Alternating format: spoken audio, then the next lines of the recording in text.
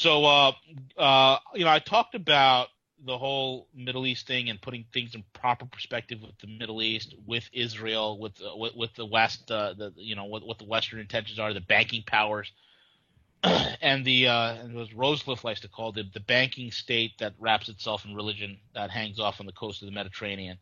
But Ken, why don't you kick it off, man? And this is why I have you on. You give the whole scriptural, spiritual side of it. Rosecliffe brings the whole secular data side of it. So between the both of you, I think there's a very strong argument, a very strong position that when someone is confronted with it, you just have to deal with it. You can't ignore it. It has to be dealt with one way or another. So Ken, go ahead, buddy. Exactly. And here's the thing. Okay, start off right off. If for all the listeners who are looking at, is this anti-Semitism? Is this anti-scriptural, et cetera, et cetera? What was the one thing that Jesus said above all? He said, look at the fruits and associate yourself with righteousness. Don't worry about what the interpretation of Scripture is or what the man behind the dais tells you it is. Okay? Always look at the fruit. Always look at righteousness. Now, what we're going to break down with this is the difference between those who are blood Jews and those who are converted Jews. The other thing is we're going to break down is those who follow the original Torah and those who follow the Pharisaic Judaism that came out of Babylon in the 1st to 3rd century. Okay, these are the groundworks. If you hold these groundworks, then you'll see where we come to today with the banking system, with the return of Israel, with everything leading towards an inevitability. Now, I'm going to start out with some theological background here and then work my way into the secular, which I think Michael's going to go ahead and finish off the rest. But one thing to remember is after Jesus died, 33 AD, approximately that time, we're not going to quibble over exact numbers, but there was a schism in Judah because the Spirit of God no longer resided in the temple. The veil tore. The purpose of the temple in Israel or in Jerusalem, let's get this straight. There was no Israel. That's the most important thing. The kingdom of Israel, which was the northern kingdom that was brought out of rebellion from the unified kingdom because 10 different tribes plus some Levites refused to follow under the leadership of the son of Solomon. That's how Israel, the northern kingdom, came to be. And throughout their iniquity, they ended up getting destroyed. You can read the book The Harbingers on that destruction. Now, since we're talking about Judah and Jerusalem, not Israel, not that kingdom, there was a schism that occurred between the Pharisees, the Sadducees, and a new group called the Zealots. They were seeking both the political and spiritual power of the Jews at that time.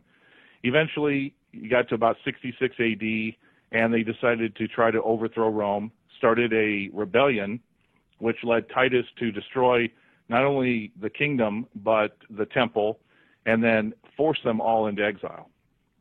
It's here where we're going to start the path. Most of the Jews fled who remained, because a lot of them were slaughtered. Most of the Jews fled to Babylon. The others, there were a few others that were absorbed into neighboring lands, like Ethiopia, North Africa, Egypt, a few places like that. So when most of the Jews fled to Babylon, what ended up happening was the very individuals, the leadership, okay, the leadership by which Jesus called a brood of vipers, which is an idiom to say you are the spawn of Satan. These were the ones who created and wrote what would become the new Jewish religion, okay? And that is primarily when you get the Midrash, the Zohar, the Kabbalah, the Talmudic writings, and I think there's one other. So the important thing about that is when those were all done, these were done between the 1st and 3rd centuries. Now, here's an important By the way, just interrupt me if you need to, V or Michael. The important thing that you have to look at is when you take a look at the book of Revelation, you will see that there are 7 letters to supposedly what we know to the churches. These are actually not letters to the churches. If you look at the actual scripture, it says right off the bat, it is to the angel over the church. This is an angel standing in the throne room of God, and what they represent is they look over the 7 eras of the church. Now, the 7 eras of the church are a representation of the 7 different eras of Israel, or of the children of Israel. Okay, you have the first church, which is the apostolic church from 30 to 100 AD. It's represented by the Ephesus, and it parallels with the day of Israel's Exodus. It's the second one, though, that we're really going to look at. The second era, the Church of Smyrna, okay, this represents a period of Israel's wanderings. So you can see you have the exile that they're in Babylon from about 100 to 300 AD. This is a period of Israel's wanderings, and this is represented by Smyrna. Well, what is the most important thing that we need to remember about the letter for the Church of Smyrna? It represents those who are false Jews and of the seed of Satan. Okay, this is what the entirety of the Babylonian change was about. It was about a new religious following from those that Jesus called the brood of vipers, the seed of Satan, and from there they created the new religion, which would be the Talmudic Judaism. Now, the important thing to remember about Talmudic Judaism is that according to the 1905 Jewish Encyclopedia, okay, henceforth, this is straight out of this encyclopedia, henceforth, Jewish life was regulated by the Pharisees. The whole history of Judaism was constructed from the Pharisaic point of view, and a new aspect was given to the Sanhedrin of the past. A new chain of tradition supplanted the older priestly tradition. Pharisaism shaped the character of Judaism and the life and thought of the Jew for all future. Okay? So when you remember the covenants of why and what were required to live in the land, part of it was you had to follow the Mosaic covenant. It was tied specifically to the Mosaic covenant. So the Jews starting in 100 to 300 AD were no longer following the Mosaic covenant in any way. And they are following a false religion created by those that Jesus said were of the spawn of Satan. Now, here's where we're going.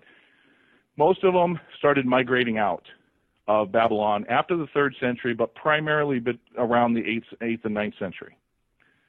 A group of them went up into what would be now the Balkans or Eastern Europe, and these would eventually be called the Ashkenazi. Another group moved and migrated towards the Iberian Peninsula, Spain, Morocco, North Africa, Portugal, etc. These would be called the Sephardic, okay? But both of them followed the new Pharisaic Judaism, okay?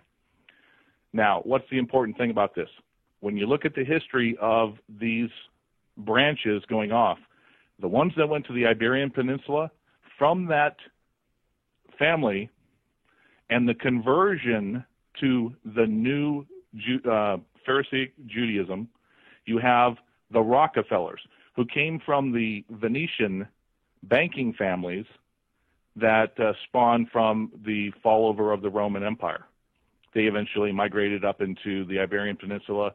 They ran the banking system out of Italy, Venice, and eventually made it to America. Then you have on the eastern side, in the Baltics, around the Black Sea, around the area of Eastern Europe, you have the Ashkenazi. Now, here's where it really starts to get interesting, because in the 8th, 9th century, the king and aristocracy of the island, or the land of Khazaria. Okay, Khazaria is now the country of Georgia, and we know that there was a big war that went on between Russia and the U.S. over Georgia a few years ago. But the important part about that is that the entire aristocracy was converted to Judaism. It gets back to what I was saying. The difference between blood Jews, the difference between those who were converted to the new Pharisaic Judaism, those who call themselves Jews but are not. Now, from Georgia, or back then Khazaria, about 100 years later, a family by the name of Bauer migrated their way towards Western Europe, Central and Western Europe, Germany primarily, or Prussia, since Germany wasn't around then, and started integrating themselves into the culture of the places that they moved to. This one family, the Bauers, they did something that was prevalent at that time. They changed their names to aristocracy that was popular in the region. So the Bauers changed their name to the Rothschilds. Okay? And because they used the name Rothschild, they were able to make contacts with the royalty and the aristocracy and eventually merge themselves to become bankers. So that's where the banking bloodlines came from. They came originally from Khazaria, who were converted to Pharisaic Judaism from the Babylonian Pharisees from the 1st and 3rd century. So that's how we get to that point right there. Rockefellers were converted when the Jews from Babylon moved up the Iberian Peninsula and became the Venetian bankers of the Middle Ages. Now, what we have going there is, as we move towards, and the Rothschilds consolidated their banking interests all across Europe. They used it to create the wars of the Quadratic Alliance of the 19th century, the Napoleonic Wars, et cetera, nearly every war. But in that same time, as the discovery of oil really came prevalent in the 19th century, both the Rockefellers in America and the Rothschilds in Europe and in the Middle East and around the Black Sea area started consolidating large energy corporations. Now, besides the Suez Canal, which was a major hub for transport in that area, Rothschild wanted badly the land that Titus had named Palestine after he threw out the Jews and destroyed the temple, in Jerusalem. It was renamed Palestine, sort of as a mockery to the Jews, saying, we're going to rename this against, the name of your ancient enemy. So then Rothschild wanted that area because it was going to be a center base for a new oil transport that he was going to tie right to the Suez Canal and to have control of his holdings in the Middle East and in the Black Sea, or around the Black Sea area. So we have that. In 1897, the Rothschilds created the Zionist Congress. And at their head was an Ashkenazi Jew named Thomas Herzl. Thomas Herzl was an interesting individual because he was a zealot along the lines of the old Pharisees, and he believed, at least according to a quote of his, that the Jews need to suffer throughout Europe enough that they'd be willing to overthrow their European masters and take dominion of what would be Jerusalem, or what they would eventually call it, Israel. And so we have, leading up to World War I, about 20 years later, we have Rothschild using his monetary influence to create wars and alliances between France, Spain, and Britain had stayed out of it until all of a sudden their empire started getting into it, versus Germany, Austro-Hungarian, and the most important, the Ottoman Empire. Now, we talk about today the ISIS, the Islamic State, the Islamic Caliphate, but most people don't recognize that exactly 100 years ago, the Ottoman Empire was also known as the Ottoman Caliphate. And most of what we know today, Iraq, Iran, Syria, Turkey, all of these they were not necessarily nation states. They were provinces underneath the Ottoman Empire as a whole. And that included Palestine, that included Egypt. So Rothschild wanted to get the Ottoman Empire into the war so that eventually, at the end of the war, if they were unsuccessful in winning, he could break up the Ottoman Empire, turn Britain and the Allies into reformulating the Ottoman Empire into nation states. Thus, they could go into each nation state and dominate the government and dominate the resources, and that's what we had, especially with the oil conglomerates. That's how the House of Saud, and the Bush family have an alliance. Iraq, Iran, etc. Now, the most important thing about all of this is that the fall of the Ottoman Empire, an agent of Rothschild named Lord Balfour wrote a document saying, splitting the Middle East and the Ottoman Empire up into all of these different regions. And in one place, he set aside the creation of a new Jewish state, a new Israel. Unfortunately for Rothschild and for Balfour, the new League of Nations was not strong enough to carry out all the necessary things to create this new nation state. So they needed a new war, and about 20 years later, they had World War II.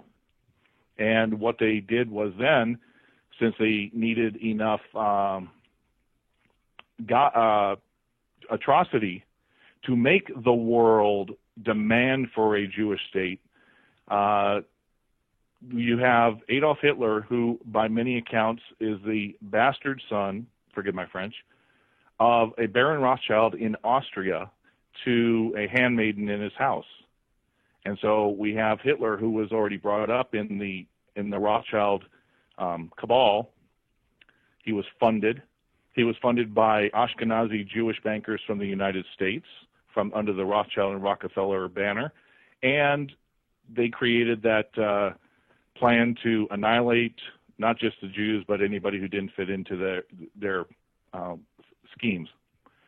So eventually, the United Nations, after the war, because there was enough atrocity, created the new Jewish state.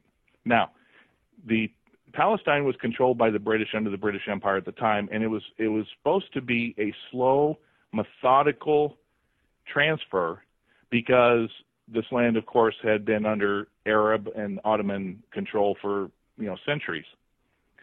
So but the leaders of a terrorist gang who were both Ashkenazi and they were members of Rothschild's cabal. We're talking the original members: David Ben Gurion, Menachem Begin, Ariel Sharon. These gentlemen created atrocity and terror to scare for the most part, innocent Arabs out of Palestine. They moved them into what is now the nice strip of land that's the Gaza Strip, and they ended up taking over and even killing some of the British along the way when they bombed the King David Hotel. Now, you have that creation right there, and the final establishment of the Rothschild holding of Israel. One thing that if you want to do some research, the Star of David is not the original Shield of David, or it's not anything attributed to David. Okay, this is a Pharisaic or Ashkenazi creation. The original Shield of David was the ancient Dalet, which represented God reaching down to man and man reaching up to God. So if you want to do a search on the ancient Dalet, and if you want to do a search on the Star of David is actually a transference of the red shield. That's what Rothschild actually means, red shield. And it's the symbol for Rothschild. And they changed it to blue because too many people knew that if they had made it red like they originally wanted to, then everybody would have known it was a Rothschild state. So you have that, and eventually over time you have the consolidation of Israel under the Rothschild cabal. And most people don't realize this, It's something I stumbled upon recently. But what if I was to tell you that the temple in Israel has already been recreated? Interesting. Yeah, the temple's already been recreated. If you have a chance, go take a look at what the Supreme Court building is. The Supreme Court building was created by Rothschild, and inside of it, it is a Masonic temple. Inside of it is a pyramid with two holes at the top representing the all-seeing eye. And then there's a lot of other symbolism in there. It is a temple, only it is a Masonic temple, and it has nothing to do at all with the Almighty. Now, getting back to what I said, a lot of this from the people who have the paradigm of the Jews are righteous and we can do nothing, you can't speak out against the Jews, they're of God, et cetera, et cetera. No. Jesus spoke out against the Jewish leadership and those that were unrighteous. He expected the same of us. Even Paul spoke out against the unrighteousness. This is the key, okay? You look at the fruit. You look and see if it's righteous. If it's righteous unto God, then you know it is of God. If it is unrighteous, well, you know what? They're not my words. I did not call them spawn of Satan. I did not call them false Jews who are seeds of Satan. These are scriptural words given by Jesus himself and then the angel to John the Revelator. Wow. This is where these come from. This is where it leads up to. Now, obviously, we've got the banking system because Israel is Rothschild. Every single leader that has ever been in Israel is an Ashkenazi Jew tied to Rothschild. We're talking even Benjamin Netanyahu. We're talking David Ben-Gurion, Yitzhak Rabin, Menachem Begin, Ariel Sharon. The list goes on. Now, accelerating that into today. There's one really important thing that you have to look at in the monetary system. Now, obviously, the Group of 30, right? Correct. Yeah. The Group of 30, which is a think tank, but really it pretty much makes the monetary policy for the entire Western world. I think it's a Rothschild Rockefeller combined thing. But one of the members, go ahead. One of the members. I really want you to get into the Group of 30 and wrap it up with that, because I'm going to bring Rosecliffe on board because he's got some primal info that's going to go perfect with what you're saying. But go ahead, Ken. Yeah, and I'm going to end it with the Group of 30. I'm trying to bring everything from the beginning in a short period of time all the way to where we are now. You've got to remember recently when Janet Yellen took over the head of the Federal Reserve, the new vice chairman is, I believe, Stanley Fischer, and he is a member of the Group of 30. Now, I'm going to go through a few of these real quick. Paul Volcker, Ashkenazi Jew. He's the chairman of the Group of 30. Jacob Frankel, Ashkenazi Jew. Let me see who else. We have Stanley Fischer, Ashkenazi Jew. We have Guillermo de la Dehasa Romero, who's a Sephardic Jew. We have William C. Dudley, Ashkenazi Jew. Martin Feldstein, Ashkenazi Jew. You get the point? Every single one of these members, for the most part, are Ashkenazi Jews who are converted in Pharisaic Judaism, not blood Jews, that are part of the Rothschild banking cabal. Wow. Ken, what's your input, sir? Well, I want to bring something to the modern, and then we can go back a little bit and fill in some blanks. Who right now, especially over the past 5 years, is the number one enemy that Israel always speaks out against? That would be Iran. Okay, and of course we had a lot of laughs with the previous president of Iran, Mohammed Ahmadinejad. But the one thing that most people don't realize, because they only get sound bites on our nice little, by the way, Ashkenazi Jewish-owned media, We only get sound bites that are meant to give a message that the media wants. But here's the truth. The Persians, which were Iran before the destruction of the Ottoman Empire and the retaking over of the land after World War I, the Persians are very intelligent. And they are an empire and a people that for centuries, if not millennia, always allowed conquered lands and conquered peoples to worship as they see fit. Okay? Here's something that was written back about 2009. Somebody had visited Iran and was speaking to a Jew, a blood Jew, not an Ashkenazi or Sephardic, a blood Jew in Iran. Okay, this is gonna be quick. I visited the bright-eyed Siddiqapur, 61, the previous day in his dusty little shop. He sold me with some reluctance, yada yada yada yada. The father buys, the son sells, before inviting me to the service. It was a nightly service for Sabbath or Shabbat.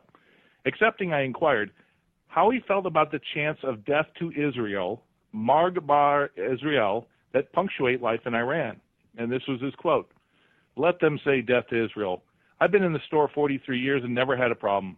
I visited my relatives in Israel, but when I see something like the attack on Gaza, I demonstrate too, as an Iranian." Okay? The Jews who were living in Iran, in Iraq, they were not persecuted by the Muslims. They were free to worship as they saw fit, as long as they did not get politically involved in the government. This is what they understood. Now, words are the core of thought. You have to look at the words. You have to break through the paradigm of your already worldview, that when you hear words, they instantly get transformed into what you believe, not what they actually say. I've got a number of quotes from President Ahmadinejad, speaking through from about 2010 until he was done. Notice the word he uses and the word he doesn't use, okay? "The Zionists planned to destroy this village, but it stood strong against the occupiers. The world should know the Zionists are immortal today. The Lebanese nation is alive and a role model for regional nations. The whole world should know that the Zionists will eventually disappear and Bint Jabal will remain alive." October 13, 2010. "We oppose the occupation and aggression and the crimes committed by the Zionist enemy and those who support it." Then you go down to September 21, 2010. "The question is, why don't we allow this subject, the Holocaust, to be examined further? It is incorrect to force only one view on the rest of the world. How come when it comes to the subject of the Holocaust, there is so much sensitivity?" Well, if we go back to, and this is what's important, if we go back to the father of Zionism, Thomas Herzl, who was an agent, he was an Ashkenazi Jew, he was an agent of Rothschild, this is what it states in his diaries: "It is essential that the sufferings of Jews become worse. This will assist in realization of our plans. I have an excellent idea. I shall induce anti-Semites to liquidate Jewish wealth. The anti-Semites will assist us thereby, and that they will strengthen the persecution and oppression of Jews. The anti-Semites shall be our best friends." This is a quote from the diary of the father of the Zionist movement, an Ashkenazi Jew, which led to the creation of Israel. Okay? So when Ahmadinejad refers not to Jews, but to Zionists, which is a political institution, organization, and creation, meant to tear up the Middle East because, as I said, the Persians are not stupid. They saw what the banking influence of Rothschild did in destroying the Ottoman Empire and recreating the Middle East after World War I in all these nation states, which the British, the Germans, the Belgians, the French all came through and colonialized and took control over. They knew that the originating factor was not the Jewish people, but it was the Zionist creation of the Rothschilds. So you see the very words that they say. He refers to the Zionist occupation, not the Jewish. He did not persecute Jews except when they were assumed to be spies. But you want to know, honestly, Jews, Christians, and every religion has been persecuted in every country from time immemorial. Segregating the Jews out for persecution is simply, the ability of an idiot. Wow. Ken, I mean, talk about some very controversial, hard-hitting stuff here. I remember working in Lower Manhattan, and I remember running into at one time a protest group, and these were a protest group of Jews, but they were protesting Israel, and they had signs up saying Zionism is not Judaism. And folks, we need to understand that there's a clear line of demarcation here. Okay. Zionism is a political movement created by the Rothschilds in order to facilitate a global agenda that it's one of the triggers in the Middle East. And it's a very controversial thing. And as soon as you mention it, people, their guards go up, and they're programmed and conditioned to think that, if you don't support Israel, you're some sort of an anti-Semite. Nobody's being an anti-Semite here. No one's anti-Jewish here. We're pro-humanity. We're pro-people. And it breaks my heart when I see any group dehumanized, exploited, and slaughtered. It breaks my heart when I see pictures of Nazi Germany and the Holocaust. It's horrific. My friend's one of my best friends' grandmother is a survivor of Auschwitz. So it's unbelievable. And it kills me to know that there are people who are willing to sacrifice members of their own ethnic group for the greater good. For them, the end justifies the means. And these are what I guess, we can call them, at the end of the day, Luciferian. Well, yeah. I mean, it goes back to Babylon, okay? The Kabbalah. The Kabbalah was using the secrets of Solomon and the ancient mystery religion of Babylon and compiled it, because here's the thing. After the temple, the veil was destroyed, it was ripped when Jesus died and delivered the new and everlasting covenant, superseding and supplementing everything in the past, including the Mosaic, which was temporary, the Abrahamic, which is forever, but as we know, those who accept the Jewish Messiah are grafted into the Abrahamic covenant. But there is one simple covenant, okay? Repent ye, for the kingdom of God is at hand. It was the ultimate victory, et cetera, et cetera. Now, when the veil was torn and the Spirit of God no longer resided in the Holy of Holies in the temple, then the temple was moot. It was worthless. What's the point of having a temple to God when the Spirit of God no longer is in there? With that being said, the Kabbalah is a way for the Pharisaic Jews, those who follow the Pharisaic Talmud, to access the supernatural as a thief and a robber. That is the whole purpose behind Kabbalah. This is why the people like Madonna love the occult and the Kabbalah. This is why the Kabbalah is even followed by people who are not of blood Jewish descent, because it's a way to enter the supernatural, just like they did in the times of the ancient Babylonian mystery religions, just the same way that Solomon corrupted his gift of wisdom by going into the ancient Babylonian mystery religions. And, of course, we have today Pharisaic Judaism, which came from Babylon during the 1st and 3rd century. So you see where all of this comes back. It does have a religious connotation, but it also uses the religious connotation because, as you said on the show, V, you've walked by, when you used to work at your bank, you'd walk by offices where they'd be doing occult services. Correct. Because they believe it. The banking institutions, the banking establishment believes it. The Russians have been using astrology for their finance for centuries. Okay? There has to be something to it. They're not doing it because, it's some belief in the mind. It's because it has a way of accomplishing power.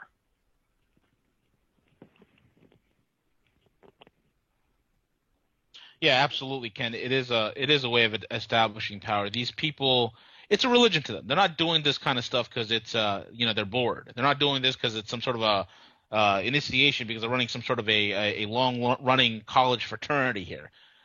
These are individuals that are on the levers of control, and to them they take it very, very seriously. Now, you might not believe in a God, you might not believe in the devil, you might not believe in spiritual things, you might not believe in any of that. But these elites, they not only believe it wholeheartedly, they are actively in pursuit of these ancient lost truths and mystical aspects to ancient pre-Adamic cultures and post-flood cultures that have existed on planet Earth, and they somehow are absolutely enthralled, not only by the study of it, but the absolute practice of it, and they take it seriously. Ken, you're absolutely right about that. Right, and it goes back to what the comment, the quote from Ahmadinejad regarding the Holocaust. Now, if those who call themselves Jews are the ones propagating it, is it a Holocaust? Is it genocide, or is it just massive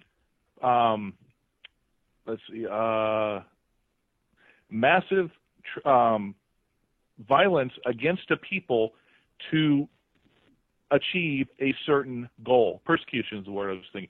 Persecution against a certain people to achieve a certain goal. The goal was, going back to the creation of the Zionist movement in World War I, the establishment of a Rothschild state called Israel. Okay, they couldn't do it because there wasn't enough, countries willing to back up after World War I to do it, especially since the Ottoman Empire, which was breaking up, was still in chaos. However, after the Second World War, there was enough atrocity around the world that everybody called for it. So, like I said, it's a matter of looking at words, looking at the fruit, looking at the righteousness. If Hitler was actually the son of a Rothschild in Austria, was brought to power and funded by both sides, he called for the annihilation of the Jewish people. He persecuted them to the biggest extent. Is a Holocaust really a Holocaust if it's done by your own culture and people, or is that a form of genocide? I don't know, but it's how they interpret it there. They do not deny that millions of people were slaughtered by Hitler and Germany during that time for nefarious and satanic reasons. But what they do want to question is how it is being used politically today to achieve certain goals. Look, Israel truly wants, and the United States does, wants Iran off the map, because Iran is ready to stop selling oil in dollars, destroy the petrodollar, and the Western banking system goes kaput. So what do? You create straw men. You create straw men about, their nuclear program, yada, yada, yada. You create straw men about taking somebody's words out of context and making Israel inflamed. They want to kill all the Jews. No, that's not what he said. That's not what they're implying, and that's not what they're doing. But when you can control and formulate the message, then it's like having recordings of words and just splicing what you want to then give the message. And unfortunately, when the pulpits are saying we have to have this idol worship of Israel, we have a new religion that spawned from it, the Messianic movement. We have everybody going to Israel, even though they're bypassing what was supposed to be true Christianity. I'd have to say it's working very well. The thing is that people need to understand is there is a huge wall of disinformation that goes behind the Rothschild banking state here. And there's a great deal, of human suffering. I mean, folks, look, there's a problem here, and I said this earlier. I don't like it when certain groups, and I don't care what their skin color is, I don't care what their religious viewpoints are or their ethnic backgrounds or things of that sort.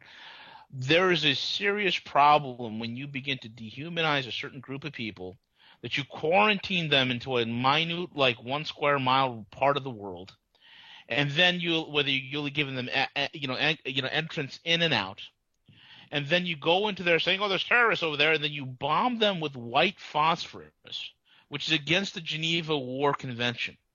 And then this white phosphorus, which burns at 1,500 degrees Fahrenheit, burns through people's homes, burns through people's families. The loss of life is absolutely horrific. And when people are absolutely dehumanized, crushed, debilitated, every opportunity taken away from them, and most people don't realize this. Back in like the 70s and 80s, those regions in Palestine were actually very strong and economically viable regions.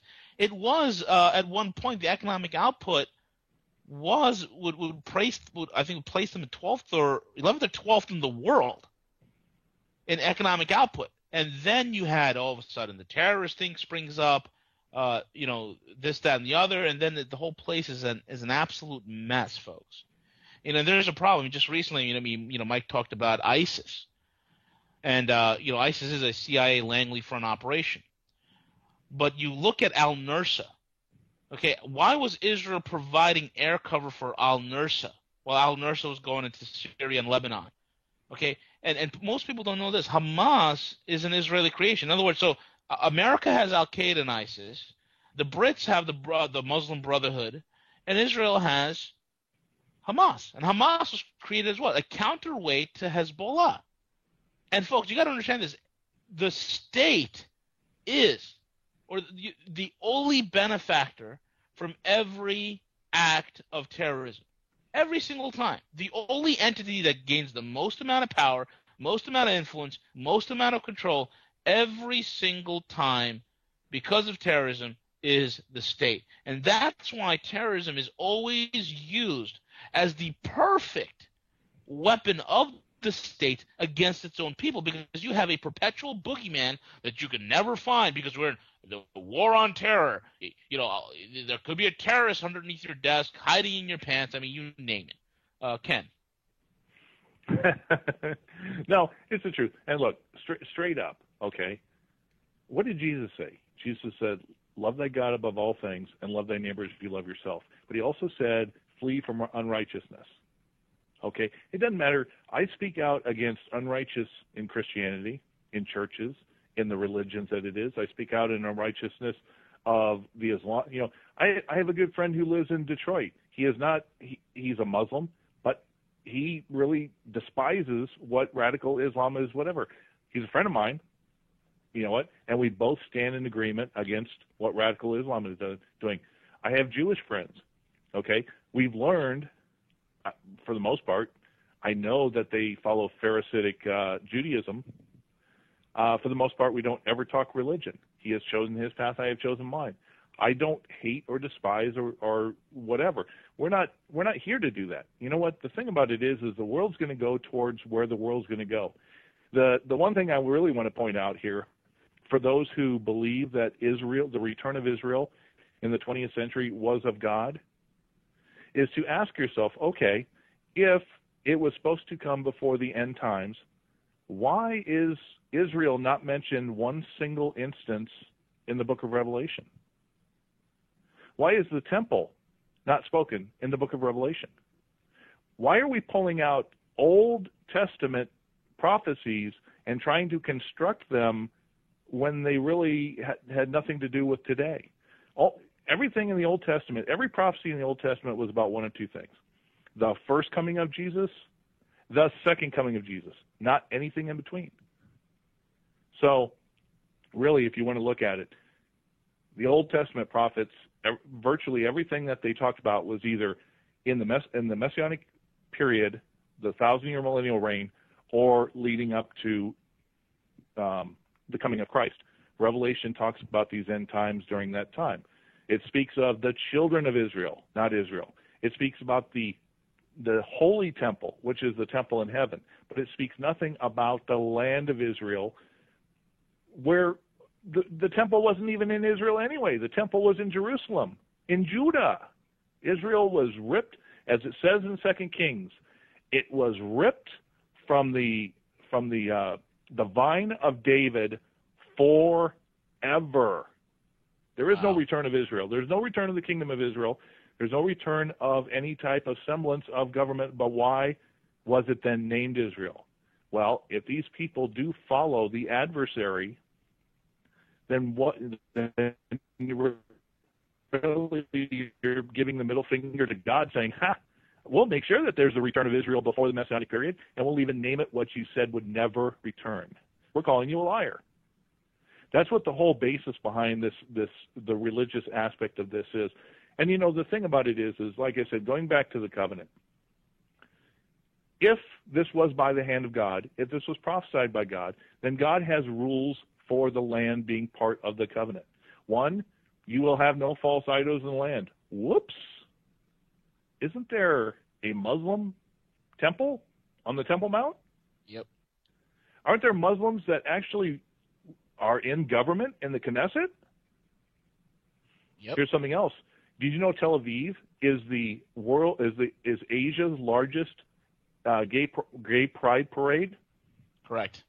Tel Aviv hosts Asia's largest gay pride parade. According to the Bureau of Commerce in Jerusalem or in Israel, it says that 80% of all the people are secular. They don't even follow religion. They're not following Torah. They're not following anything. There is nothing at all. This is what I said. Look at the fruit. Look at the righteousness. Those who are in there, if God did bring them in, after about 2 years of seeing their unrighteousness, he'd kick them out and exile them again, just like he did 6 or 7 times in the Old Testament when they failed the covenant. So either God's a liar, or this has nothing to do with God to begin with. Because we have in the Old Testament what happened when you were unrighteous in the land and what happened when you were righteous. There's unrighteousness in the land. God has done nothing. And in Revelation, Israel doesn't even show up. So that's the question. Who benefits? We've seen the history of who created the 19th century, the desire for Israel, the land itself. We see the history of how the religion was changed in Babylon, how the people who became the banking families of the world, both in the Middle Ages and the Venetian, and starting in about the 17th century in Europe and going into America. For those who, I've been giving a historical and secular view of this, to cover all bases, knowing this subject matter, I had to go through and I had to ask the question spiritually. Is what I'm seeing the fruit, is it validated in Scripture? And so I was led to go back to what the ancient rabbis said, not the newfangled theologians and preachers, but the ancient rabbis, what they said about the very Scriptures that we claim today we use, whether it's Isaiah 66:8, whether it's Psalm 83, et cetera, that we use to justify the return of Israel in the 20th century. I looked back and I discovered something. The ancient rabbis did not believe that there would ever be a return of Israel before the Messianic period. And I started breaking down the actual Hebrew of most of the prophets, what they had to say, and using idioms. And they themselves said there would be no return or welcoming of Israel before the seed of David, before the scepter of Jesse, before Messiah returns. So the 20th century return of Israel is not in the Old Testament Scripture at all.